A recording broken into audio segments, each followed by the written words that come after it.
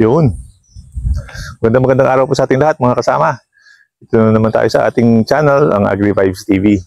And dito tayo sa farm sa may Lipa City, Batangas. And as you can see po, yan, meron tayong intercropping series ulit. And ang ating naman pong tinatanim dito ay chili peppers, no?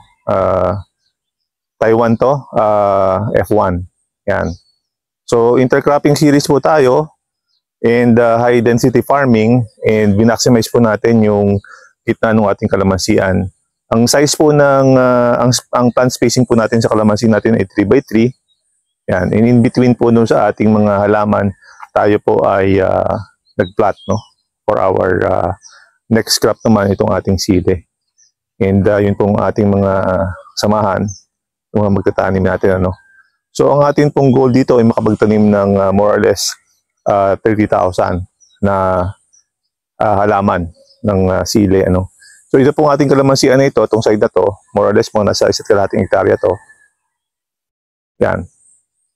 And ito po yung ating topic for today. Paano po tayo nag-land prep, paano natin nasukat ang ating mga tanim, ano pong goal natin, ano mga ating mga procedures dito. Yan. So ang chili peppers natin o yung tinatawag nating siling tingala ay isa sa mga, sabihin nating importanteng high value crop natin. Ito ay laging nakikita natin sa ating mga kusina at kaya naman napakalaki ng demand nito, ano. And hindi lamang po yan, pati po mga food establishments ay gumagamit na rin ng sili, no. And ito ay ginagamit natin sa marinades, sa usawan, pang flavor ng pagkain at saka po mga condiments. And ang sabi ko nga po kanina, even yung mga food establishments ay gumagamit ng chili to the point na marami na silang versions ng kanilang mga dishes, no, na may hot version or spicy version, ano. So yun po yung kahalagahan ng pagtatanim natin ng chili pepper, and ito po ay isa sa masasabi nating lucrative na tanim sa ating mga gulayan. So mga ka-AgriVibes, ito po yung isa namin pwedeng i-share sa inyo, no? Ito po yung forecast natin or pwede nating illustration kung paano ba ang mga potential income ng ating pagtatanim ng red hot chili peppers, no? So may dalawang scenario po tayo dito, no? And this is, by the way, para po sa 1 hektarya. And makikita po natin dito, assuming na isang halaman ay magbigay na lamang ng kalahating kilo bawat isa. At meron din namang scenario na 1 kilo bawat isa, which is more or less yun po yung normal na nakikita natin pag maganda po ang pag-aalaga, no? And iba-iba po ang presyong pwede natin gamitin para makita natin ang potential income na pwede natin makuha kung maganda po ang ating pagkakaalaga sa ating mga sili. So after po naming ma-share sa inyo yung mga potential income natin para po sa sili natin, ay ito naman po yung aming cost design, or ito po naman yung aming nakikita aming mga gastusin sa per hektarya ng pagtatanim ng ating sili.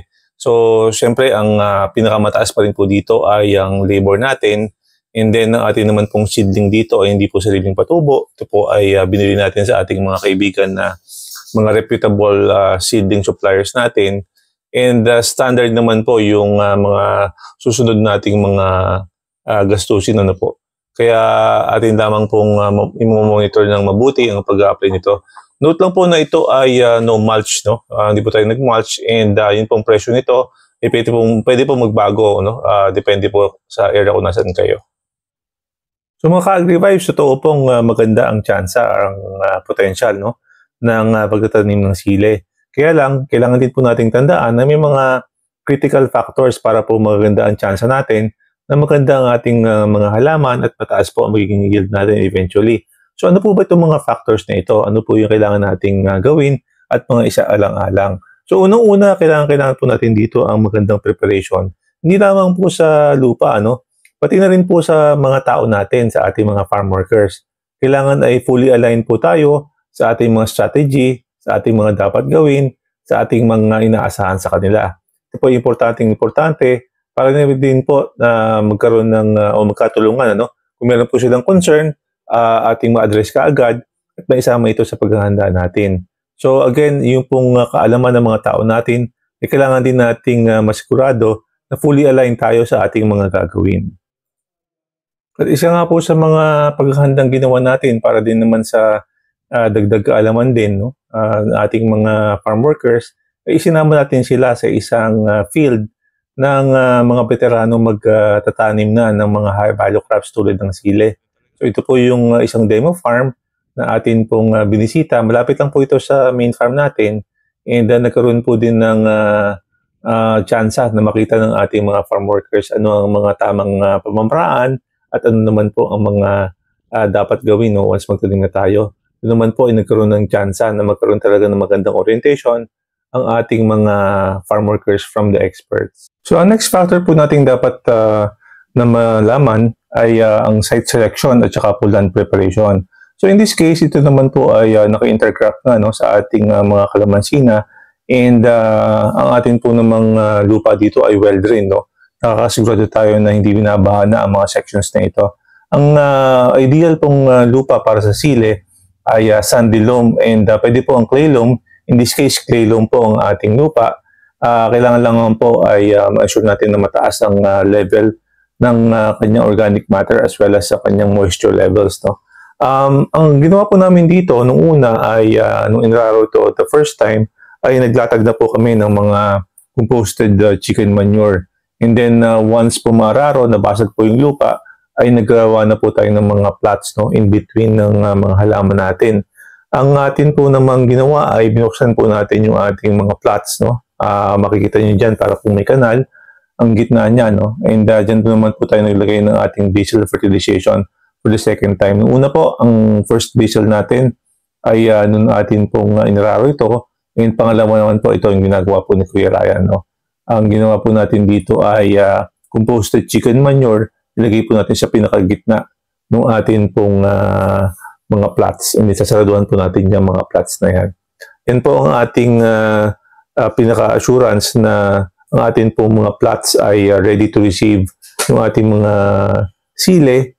And confident po tayo na meron tayong enough organic matter para po masustain yung ganda ng idalaki ng ating mga halaman. So, more or less, nakaubos po kami dito ng mga, I think, mga close to 40 sacks po ng organic matter. Yan po ang aming ginawang diskarte para po masigurado nga na ating pong lupa may enough organic matter para po naman suportahan yung mga requirements ng halaman natin. So, once po matapos natin yung ating pagkakaroon ng basal fertilization, atin pong inirrigate ulit to make sure po na unang-una ay mataas po ang moisture level ng ating mga plots. Itong time po na ito, ginagawa namin ito ay hindi pa po umuulan sa lugar namin, although the next few days after nito ay umulan naman po, kaya nasuportahan po natin yung irrigation natin. But in case po hindi pa umuulan sa area ninyo, ay make sure lamang po na even po yung pinakaloob ng plots natin ay mataas po ang moisture level. So in this case, yun pong pinagkanalan na nagkaroon po niya ng chicken manure dito nilagay, ay nagkaroon po din naman tayo ng irrigation. Yan po ay sasaraduhan, hindi naman po natin sinababayang open yan, at yun po siyang isasarado mamaya para po ang pinakaloob ng ating plot ay mataas ang moisture level, as I've said, and nandun pa rin po yung organic matter natin. Ang ginawa din po natin dito ay pagkasarado ng ating mga plots, atin po silang inirrigate ulit, atin pong in-experience ulit. Ito ay hindi lamang po tubig, ito po ay sinaman natin ulit for the second time ng tinatawag nating trichoderma. So, ang next factor po natin na kailangan nating ma-achieve at patandaan ay pagkakaroon po ng mga quality na seedlings. So, dalawang bagay po ang pwede natin gawin. Pwede po tayo magpatubo ng sarili nating mga seedlings, bili po tayo ng buto at atin pong i-germinate. Ang pangalawa naman pong pwedeng gawin ay bumili tayo sa mga reputable na mga suppliers, tulad po ni Grafting, ni Kuya Romy, kaibigan natin. So makikita naman natin dito sa aking hawak na ito na maganda po ang pagkaka-establish ng kanyang roots at maganda po ang tindig at matigas po ang kanyang katawan, ready for transplant. So ang ginawa din po namin dito isa pa ay once dumating po ang ating mga seedlings sa ating area, ay pwede po natin itong agad na i-distribute na kung saan po natin sila planong itanim. Ito po ay makakatipid tayo dito ng galaw or ng labor cost din. At the same time, magkakaroon po tayo dito ng magandang hardening protocol. No? Ang hardening po ay yung pagkakaroon or binibigyan ng tsansa ang ating mga seedlings para ay masanay sa bago niyang area. So ito po yung ating ginawa. And ingat lamang din po sa pag-distribute. Medyo maselan po ang ating mga tanim. Kaya po doble ingat na hindi mabali or hindi masyadong masaktan ang ating mga halaman habang siya ay dinidistribute. Ngayon, may mga areas po dito na admittedly medyo mainit, naka-expose sa araw, and part po ng hardening process yan. Kung ang mga seedlings naman po ay mukhang nalalanta, sa hapon po ay magandang sila ay madilig ulit, gamit lamang po ang mga lagadera na medyo pino po yung labas ng tubig para po naman hindi masaktan o hindi mabali ang ating mga seedlings. So yun lamang po ang aming ginawa nung dumating po ang ating mga seedlings area natin. So ang next naman po nating critical factor ay ang pagtatanim na mismo. So ang planting distance po natin dito ay anywhere between 40 centimeters up to 50 centimeters. So ito po ay mahigit isang ruler. In our case, ang ginagamit po namin dito ay more or less nasa 40 centimeters po. And ang kailangan po dito ay tuloy-tuloy na pagtatanim sa lahat ng ating area. Mahirap po itong tigilan. Once nag-start tayo magtanim, dapat po ay matapos natin siya hanggang sa pinakadulo ng ating planting area. So dapat po ay may enough manpower tayo for farm workers para po magawa ito. So ang atin pong style dito ay high density planting. So papansin niyo sa atin pong plot ay magkabila po, So double row po ang style natin dito. Yan. And then, aside dun sa ating double row na ginawa, yan. So ang pagpa-plant po niyan ay magkabila na, Hindi po siya magkatapat mismo. So kung yan po ang hilera nito, yan po, yung space naman nakatapat in between, doon tayo nakatanim sa kabila. Yan. And then, yun naman pong gitna nung pinaka mga halaman natin. Itong final row po na ito ay mga dalandan po ito. Yan. Meron din po tayong tanim sa gitna. So maximizing po ang productive capability ng ating area. So yan. So ito po yung ating project for today. Yan, so at least kung mapapansin po natin, mga 1/3 ng ating planting area yung may tanim natin ng sili. Yan. So ang trabaho naman po natin bukas, pwede na po tayo mag-start naman ng ating fertilization and through drenching na ang atin pong ilalagay muna dito ay calcium nitrate at saka po urea. Yun po muna ang ating ilalagay dito. So both in land preparation at saka po sa ating actual planted na mga seedlings na ay high in nitrogen pa rin ang atin munang mga unang gagawin o ilalagay, and may kasama po dun na high level of calcium din para po matulungan ang mabilis na pag-strengthen ng mga halaman natin. And maganda po sa high density farming and intercropping na ganito ay yung mga nutrients, both direct at saka residual nutrients, ay makikinabang po ang ating mga kalamansi. So yun po yung isa naman sa magandang side effect, or in fact, pwede po maging direct effect ng intercropping and high density farming sa ating kalamansi. Yan.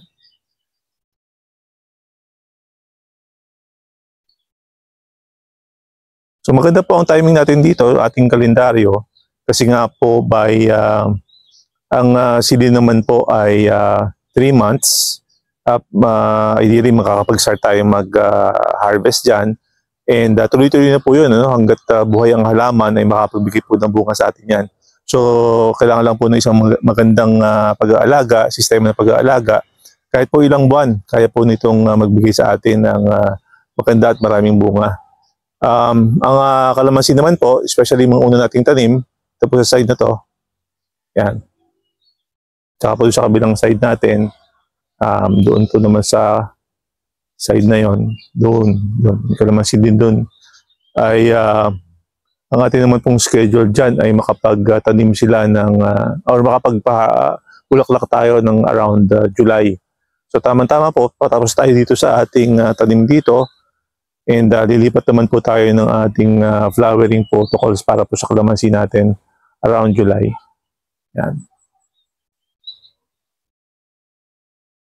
So yun po ang kagandahan din, no? Kahalagahan ng meron tayong planting calendar, activity calendar, hindi lang para malaman natin ng ating mga tatanim, ang mga protocols na kailangan gawin. Kasama na rin po doon yung kakailangan natin na dami ng magtatrabaho for specific periods in time. Yan. So yan po yung ating mga magigiting na mga magtatanim. O kaway-kaway muna dyan. Mga sino dyan may mga shoutout dyan. Yan o. Hi vlog. Welcome to my guys. Ayan yung ating dalawang bagong puging-pugi yun o. Mga galing pang Bulacan. Mga bagong laya sa provincial jail. Yan. Ito naman si Archie. Yan. Bagong labas po ng rehab yan. Buti na tumaba na eh. Dati ho eh, parang bungo na yan eh. Yan. Pero mababait po ang mga yan. Yan po ay mga KSP. Kulang sa pulutan.